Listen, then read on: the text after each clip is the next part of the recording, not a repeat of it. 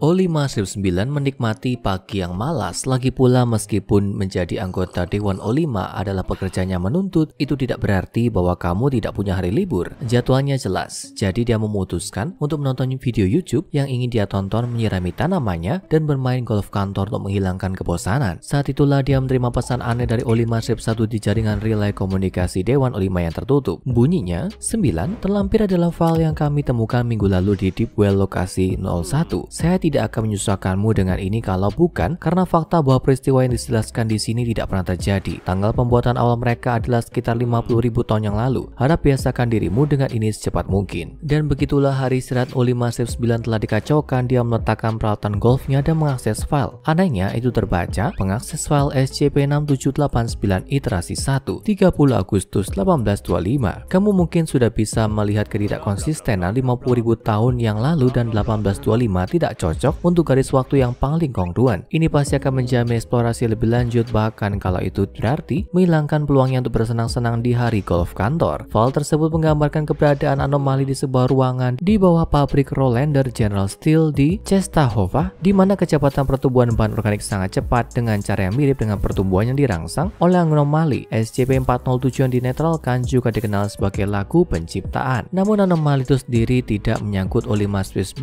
seperti lokasinya Czestochowa, Polandia. Mungkin bukan tempat pertama dalam daftar tujuan libur impian siapapun, tapi salah satu lokasi anomali terpenting di dunia. Kami perlu meluangkan waktu sebentar untuk menjelaskan beberapa konsep kunci kepadamu, yakni konsep pelabuhan bebas, Esterberg, dan lokasi 120. Jadi itu adalah hak prerogatif organisasi untuk mengamankan dan menahan anomali di mana mereka mungkin bersinggungan dengan kemanusiaan dan dengan demikian mengancam penegakan konsensus realitas. Ada tempat-tempat tertentu di mana hal itu tidak praktis atau mungkin dilakukan. Mereka adalah tempat yang besar, terkadang di bidang dimensi kita, terkadang berada di tempat lain dengan populasi yang besar dan sebagian besar anomali. Untuk meminjam contoh dari file organisasi, bayangkan kota New York di mana semua orang di dalamnya adalah campuran dari fae, alien, manusia binatang, praktisi sihir, atau mayat hidup. Sebuah komunitas anomali penuh secara permanen terletak di lokasi tertentu. Itu terlalu terpisah dan cukup terpencil dari umat manusia untuk mengharuskan penahanan penuh. Dan kalau kita bersikap realistis, organisasi tidak dapat menahan mereka tanpa banyak kerumitan. Lokasi seperti ini dikenal sebagai Nexus. Namun perhubungan yang sangat besar yang juga bertindak sebagai pusat perdagangan dan perdagangan anomali dikenal sebagai pelabuhan bebas. Pelabuhan bebas adalah situasi yang rumit bagi organisasi SCP dalam arti birokrasi. Hukum internasional dan antar dimensi melarang organisasi untuk campur tangan dalam masalah pelabuhan bebas tanpa izin yang layak. Tempat-tempat ini adalah zona yang sangat otonom dengan hukum internal dan penegakan hukum mereka sendiri. Pelabuhan bebas sering ada di bidang keberadaan yang terpisah dan hanya dapat dimasuki melalui cara yang tidak wajar, yang berarti interaksi yang tidak disengaja dengan manusia dari pelabuhan bebas sangat tidak mungkin. Oleh karena itu, di zona otonomi khusus ini tabir dapat diangkat seluruhnya. Salah satu pelabuhan bebas tersebut adalah kota Esterberg, ditunjuk SCP-5373 oleh organisasi yang merupakan kasus khusus. Ini adalah kota anomali terbesar yang tidak berada di bawah kendali organisasi. Kota ini punya populasi fae yang tinggi, oleh karena itu namanya yang berarti kota dari timur dalam bahasa fae. Ini adalah tempat yang sangat kuat dan penting di mana sihir dan pengubah realitas hanyalah bagian dari kehidupan sehari-hari. Dan seperti yang mungkin kamu rasakan pada saat ini sebagai penggemar SCP terungkap yang cerdas, rupawan, dan karismatik. Pelabuhan bebas Esterberg terletak di dimensi Saku yang langsung sejajar dengan Czestochowa, Polandia. Ini membawa kita ke lokasi 120. Penelitian dan fasilitas penahanan dimensi relik organisasi SCP disingkat lokasi 120 adalah lokasi yang unik. Sebagai permulaan itu dibangun di atas fasilitas industri yang ditinggalkan di atas hubungan anomali yang berbeda. SCP-5292 juga dikenal sebagai perpustakaan Babel. Ini adalah kompleks perpustakaan interdimensional besar yang sangat terkait dengan fae, berisi banyak sekali buku kuno yang ditulis dalam bahasa yang tidak diketahui umat manusia. Ini terasa seperti metafora yang tepat untuk tujuan utama lokasi 120 dan stafnya, menjembatani kesenjangan antara organisasi dan komunitas anomali seperti pelabuhan bebas Esterberg, dan seharusnya tidak mengejutkan siapapun bahwa ini adalah celah yang sangat besar. Penduduk Esterberg sebagian besar tidak percaya, takut, atau membenci organisasi SCP, mengingat bahwa sikap khas mereka terhadap anomali, kurang cinta persaudaraan, dan lebih ke diculik oleh gugus tugas taktis dan dibawa ke lokasi hitam paranormal. Mereka memiliki sedikit reputasi sebagai geng brutal atau penjara, seperti yang disebut oleh tangan ular kepada mereka. Itulah sebabnya lokasi 120 memiliki situasi diplomatik yang sangat rumit, dan untuk menghadapi situasi ini mereka membentuk satuan tugas khusus yang dikenal sebagai tim komunikasi antar spesies spesies dengan 27 peneliti, negosiator, dan diplomatik terlatih yang dipimpin oleh Dr. Anna Schultz. Mereka melakukan semua yang mereka bisa untuk memperluas cabang Cyton anomali ke komunitas di Esterbrook dan meningkatkan posisi organisasi di antara mereka. Jadi, tidak perlu dikatakan lagi, situasi di Częstochowa, Polandia sangat rumit, dan saat Olimar 9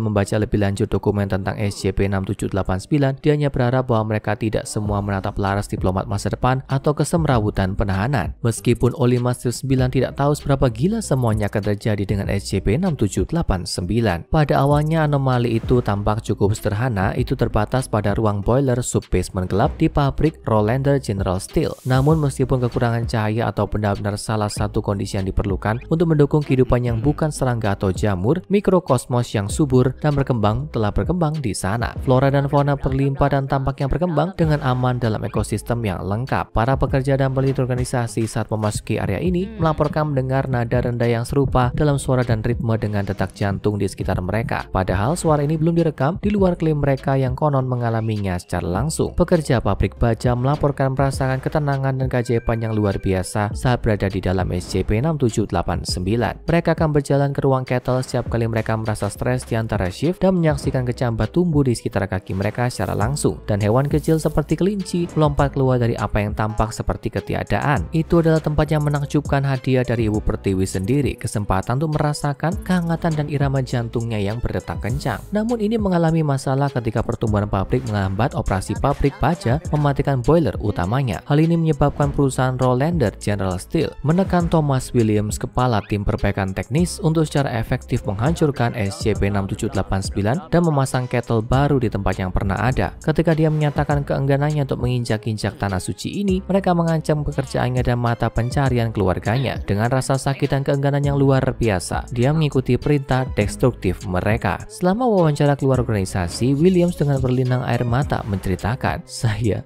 tidak mau. Mereka bilang akan mengejar staf saya, keluarga saya, potong gaji kami. Saya bakar ruangan, merobek mesin lama dan memasang yang baru. Orang-orangku membenciku karenanya, menyebut saya monster. Untuk apa yang saya buat mereka lakukan? Suara-suara yang dihasilkan tempat itu saat terbakar, entah apa yang mendorong saya untuk mencermarkan karunia alam seperti itu, keserakahan atau ketakutan, atau keduanya. Kamu akan beritahu saya kalau terjadi sesuatu di bawah sana, bukan? Saya perlu tahu, apakah itu bisa tumbuh kembali? Pasti bisa, kan? Dan dalam nasib yang aneh, SCP-6789 memang mulai kembali. Dan lebih aneh lagi, itu mulai berkembang lebih jauh, menyebabkan pertumbuhan yang tidak terkendali di ruang-ruang di sekitar ruang kettle. Studi pada saat itu mencatat bahwa pertumbuhan dipercepat dengan kecepatan 0,6 meter setiap 24 jam. Tapi tentu saja ini baru permulaan. Pada tahun 1947, sebagian besar kota Częstochowa, Polandia telah dikuasai oleh SCP-6789 yang terus berkembang. Tidak hanya tingkat pertumbuhan telah meningkat secara eksponensial, tapi efek anomali yang sebenarnya dari lahan 6789 menjadi lebih bervariasi dan kuat. Tanaman setinggi 20 meter meledak dari tanah. Pengamat melihat perbedaan yang signifikan antara tanaman di dalam area efek 6789 dan yang di luar, menunjukkan hasil jutaan tahun evolusi yang dicapai hanya dalam beberapa dekade. Tidak butuh waktu lama untuk 70% dari kota untuk dikonsumsi, menyebabkan evakuasi massal. Dari kejauhan, medan energi SCP-6789 terlihat di sekitar kota, tampak hampir seperti kubah besar tembus pandang yang menutupinya dari atas. Meskipun tes telah mengungkapkan bahwa sisi lain dari bola energi besar membentang di bawah kerak bumi. Berada di dalam medan energi bisa berbahaya bagi warga non-anomali, karena tanaman memiliki efek memetika aneh yang menyebabkan ketidaksadaran pada siapapun dengan nilai perlawanan kognitif CRV kurang dari 20. Efek merusak ini telah mengakibatkan hilangnya hampir 99% dari penduduk sipil, meskipun kita harus menspesifikkan mereka tidak mati. Sebaliknya, orang-orang yang pingsan di dalam SCP-6789 memasuki keadaan statis, di mana kesehatan mereka berangsur-angsur membaik tanpa membutuhkan nutrisi. Sebuah tim dari GDT Epsilon 3, juga dikenal sebagai filsuf atipikal, dikirim ke dalam untuk misi pengintaian untuk membangun kembali kontak dengan lokasi 120 yang merupakan salah satu area pertama yang diambil alih oleh SCP-6789 yang terus berkembang. Anomali tim kagum pada dunia yang berubah dalam lingkup energi itu telah direklamasi sepenuhnya oleh alam, mengubahnya menjadi dunia yang tampak asing sekaligus akrab. Saat mereka berkembang lebih dalam, mereka tidak bisa tidak merasakan rasa lelah yang aneh mengambil alih. Akhirnya mereka mencapai dan menembus lokasi 120 di bagian dalam. Setiap lokasi terbungkus dalam polong aneh dan tembus pandang yang tampaknya memiliki efek peremajaan. Mereka juga tidak bisa tidak memperhatikan detak jantung yang keras dan berdenyut yang bergema di seluruh fasilitas. Namun sebelum mereka berhasil memanggil bala bantuan, efek memetika dari SCP-6789 mengambil alih.